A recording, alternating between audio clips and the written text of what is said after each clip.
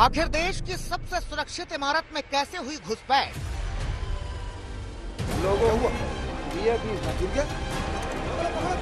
बाकी कार्रवाई 2 बजे तक स्थगित की जाती है। कौन है पूरी साजिश का मास्टरमाइंड? बाकी कार्रवाई 2 बजे तक स्थगित की जाती है। कैसे बनाई गई प्लानिंग? क्या था मकसद? ये वो सवाल हैं जिनकी पड़ताल में सुरक्षा एजेंसियां लग चुकी हैं। एक एक कर साजिश की परतें खुल रही हैं। चौंकाने वाली बात यह है कि इस केस में सामने आए 6 अहम किरदार अलग अलग राज्यों के हैं और जांच एजेंसियों को शक है कि इन सभी को एक साथ लाने वाला ही संसद में सेंध का मास्टरमाइंड है। शक की सुई ललित झा के चारों ओर घूम रही है, जो अब तक फरार है और माना जा रहा है कि वही इस पूरी साजिश का मास्टरमाइंड है। सूत्रों की माने तो चारों आरोपी ललित झा के संपर्क में थे। 13 दिसंबर का दिन ललित झा ने तय किया था। ललित झा ने सभी आरोपियों को गुरुग्राम में मीटिंग के लिए बुलाया था। ललित झा ने ही वीडियो मोबाइल शूट कर सोशल मीडिया में अपलोड किया।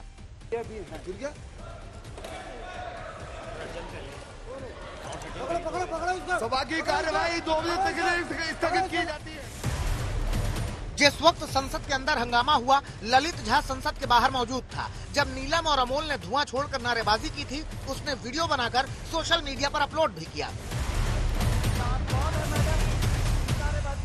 ललित ने इंस्टाग्राम पर आखिरी अपडेट उस वीडियो के तौर पर किया जिसमें संसद के बाहर कलर स्मोक फैलाकर नीलम और अमोल ने नारेबाजी की थी।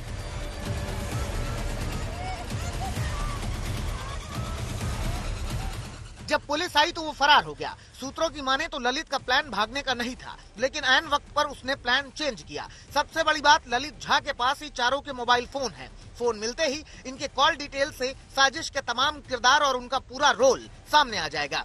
ऐसे में जांच एजेंसियों को ये भी डर है कि कहीं ललित इन सबूतों को मिटा न दे। पुलिस को इस बात का अंदेशा है कि जो मोबाइल फोन लेके वो भागा है, कहीं उसमें मौजूद सबूतों को वो नष्ट न कर दे, क्योंकि उन मोबाइल के जरिए पुलिस ये पता लगा सकती है कि ये आपस में कब से जुड़े हुए थे, कौन कौन से ऐप का ये इस्तेमाल करते थे आपस में बातचीत करने के लिए। दूसरी चीज, कौन निर्देश इन्हें दे रहा था कि कब और कहां मिलना है, क्योंकि जो जानकारी मिली है, ललित झा ने ही 10 दिसंबर को सबको गुड़गांव में मिलने के लिए बुलाया था। तो क्या ललित ही मास्टरमाइंड है या फिर इन सबके पीछे कौन, ये जांच के बाद ही साफ हो पाएगा। ललित झा की लास्ट लोकेशन नीमराना के पास आई थी। इसके बाद से इसका फोन बंद है। ललित की तलाश में 2 टीमें लगातार रेड कर रही हैं। ललित के बारे में जानकारी मिली है कि वो कोलकाता के एक एनजीओ से जुड़ा था। संसद के बाहर का वीडियो शूट करने के बाद ललित झा ने इसे कोलकाता में अपने दोस्त को भेजा, लेकिन जब दोस्त ने उससे वीडियो के बारे में पूछा तो उसने कोई जवाब नहीं दिया। After I came out from college, I restored the data connection on my phone, and I saw that Lalit Jha sent a video in my WhatsApp. After seeing that, I asked that where it is from, means where this has happened. After I came home, I saw the news channels, and then I got to know that this has happened in the parliament, in Lok Sabha. Okay, but he didn't reply immediately after your questions. He hasn't replied still, means he hasn't, no kind of connections has been restored from that side. गिरफ्तार चारों आरोपियों से police की पूछताछ जारी है। Delhi police की special cell में पूछताछ हो रही है और आईबी के अधिकारी भी पूछताछ कर रहे हैं। आरोपियों को आज कोर्ट में भी पेश किया गया। दिल्ली पुलिस स्पेशल सेल की टीम चारों आरोपियों को लेकर यहाँ से अदालत के लिए रवाना होने वाली। हम आपको दिखाना चाहेंगे कि बाकायदा ये जो दिल्ली पुलिस स्पेशल सेल की काउंटर इंटेलिजेंस का दफ्तर है और यहाँ पर जो तमाम आरोपी हैं आप देख पा रहे हैं, जो संसद भवन में जो हंगामा हुआ था उसके आरोपी हैं। आप ये देख पा रहे हैं, जो बाकायदा आरोपी है उसको यहाँ पर बैठाया गया है और अदालत के लिए यहाँ पर इनको पेश करने के लिए लेकर जाया जा रहा है। जो चारों आरोपी हैं उनको बाकायदा यूएपीए लगा हुआ है। ये जो दूसरा आरोपी है मनोरंजन, कुछ बोलना चाहेंगे आप? कोर्ट में बोलेंगे, जो भी है कोर्ट में बोलेंगे। कोर्ट में बोलेंगे। आप ये देख पा रहे मनोरंजन है, सागर शर्मा है और बाकायदा एक्सक्लूसिव तस्वीरें आज तक इंडिया टुडे पर आप देख पा रहे हैं कि चारों आरोपियों को पटियाला कोर्ट में काउंटर इंटेलिजेंस की स्पेशल सेल की टीम लेकर रवाना हो गई है। यूएपीए के तहत केस दर्ज किया गया है। दिल्ली पुलिस की स्पेशल टीम जांच कर रही है। आरोपियों से पूछताछ हो रही है और सूत्रधार की तलाश हो रही है। अब पूरी जांच ललित झा के इर्द गिर्द घूम रही है, जिसके बाद साजिश से पूरी तरह से पर्दा उठने की उम्मीद है। दिल्ली से अरविंद ओझा, हिमांशु मिश्रा, श्रेया चटर्जी के साथ ऋत्विक मंडल, कोलकाता, आज तक।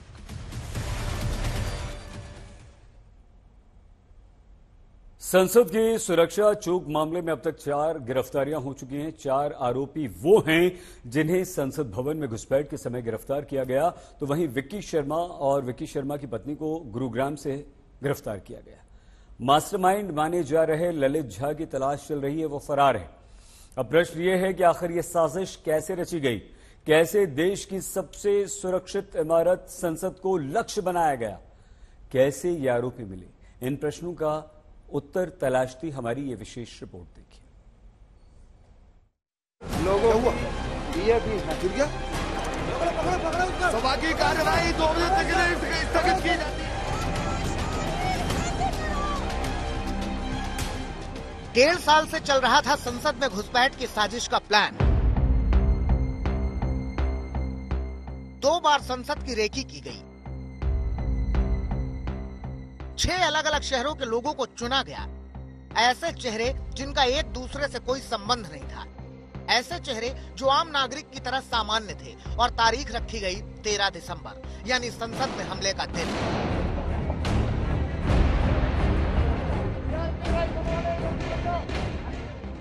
अब जबकि संसद में घुसपैठ की पूरी कहानी सामने आ रही थी, तो समझ में आ रहा है कि साजिश का दायरा कितना बड़ा था।